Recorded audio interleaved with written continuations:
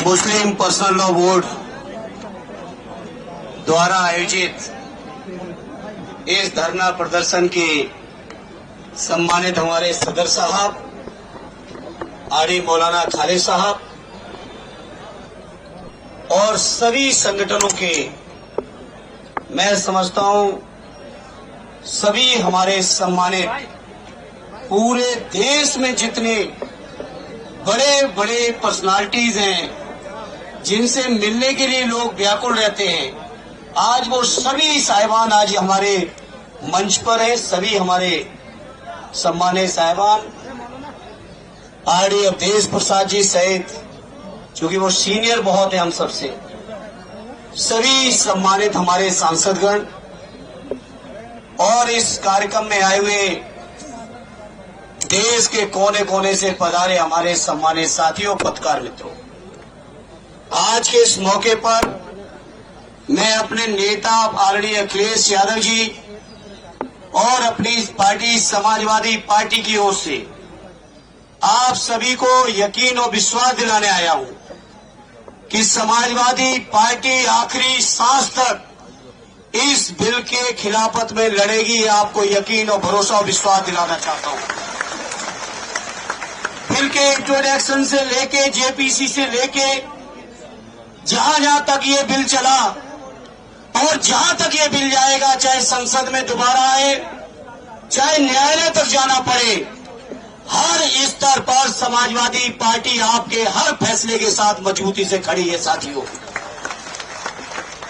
और आपको यकीन दिलाते हैं, समाजवादी पार्टी को चाहे जितनी कुर्बानियां देनी पड़े, हमारे नेता अखिलेश यादव जी को चाहे जितने भी झेलना पड़ेगा, लेकिन इस बिल को हम लोग अपना बस रहते कभी पास नहीं होने देंगे। ये हम आपको यकीन और भरोसा दिलाते हैं। आप सबकी दुआओं से और आप सबके मेहनत से समाजवादी पार्टी आज इस हैसियत में है, आपकी कृपा से, आपकी दुआओं से, कि संसद को चैन से नहीं चलने देगी। अगर संसद में जबरदस्ती बिल आएगा तो ये सरकार की नीयत से आप सब वाकिफ हो। ये सरकार किसी भी तरह से जो हमारे मुसलमान भाइयों के, हमारे बुजुर्गों ने जो जमीनें वक्फ की हैं, चाहे इबादत गाहों के लिए किए हो, चाहे शिक्षण संस्थानों के लिए किए हो, चाहे कब्रिस्तानों के लिए की हो, चाहे समाज की और तमाम जरूरतों के लिए की हो, उनकी जो नीयत थी वक्फ करने की जमीन की, उस नीयत के खिलाफ जाके सरकार जमीन कब्जा करना चाहती है। सरकार को पता है कि रेल और रक्षा के बाद अगर सबसे ज्यादा कई जमीनें हैं तो हमारे वक्फ बोर्डों के पास है। ये बीजेपी के लोग जो देश के अंदर नफरत फैला रहे हैं, देश के अंदर लोगों को चैन से नहीं रहने देना चाहते हैं, देश के अंदर हमारे मुसलमान भाइयों के हर स्तर पर हमला कर रहे हैं, चाहे उनके शिक्षण संस्थान हो, चाहे उनका रोजगार हो, व्यापार हो। अब तो हद हो गई जब उनके द्वारा वक्फ की हुई जमीनों पर भी इनकी नीयत है। तो मैं आदरणीय अखिलेश यादव जी की ओर से, समाजवादियों की ओर से आप सबको यकीन दिलाता हूं, हर स्तर का संघर्ष करेंगे, इस बिल को वापस करा के छोड़ेंगे। ये मैं आप सभी को यकीन और विश्वास दिलाना चाहता हूं। मैं आज के इस मौके पर मैं सलूट करता हूं देश की आवाम को।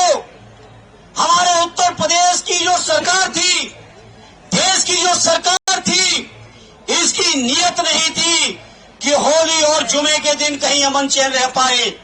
लेकिन मैं सलाम करता हूं देश की आवाम को कि लोगों ने जो भाईचारा, जो मोहब्बत, जो आपस में एकता प्यार दिखाया है, उससे सरकार की नीयत को पूरी तरह से धता बताते हुए ये साबित कर दिया। जिस तरह से हमारे बुजुर्गों ने देश को आजाद कराने में, देश के लिए गर्दन कटाने में कहीं कमी नहीं रखी, उसी तरह से हमारी आज की पीढ़ी देश में अमन और चैन रखने में अपने हर स्तर की कुर्बानी देके भी प्यार और मोहब्बत को बढ़ाने का काम कर रही है।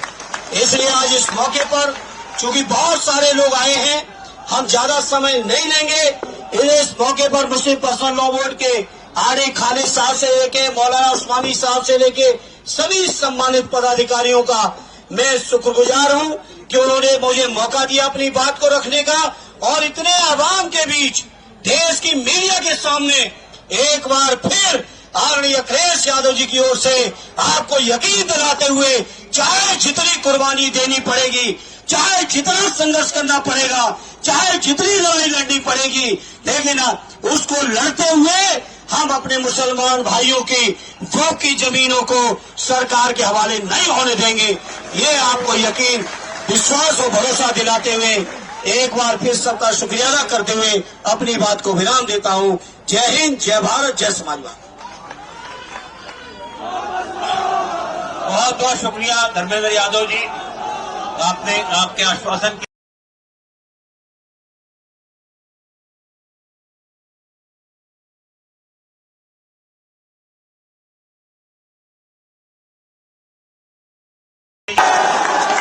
वो तशरीफ लाए, अपनी बात रखी। आपने जेपीसी में अपनी बात ताकत से रखी, पार्लियामेंट में भी रखी। अब जैसे मैं आगे साथ गुजारिश करता हूँ।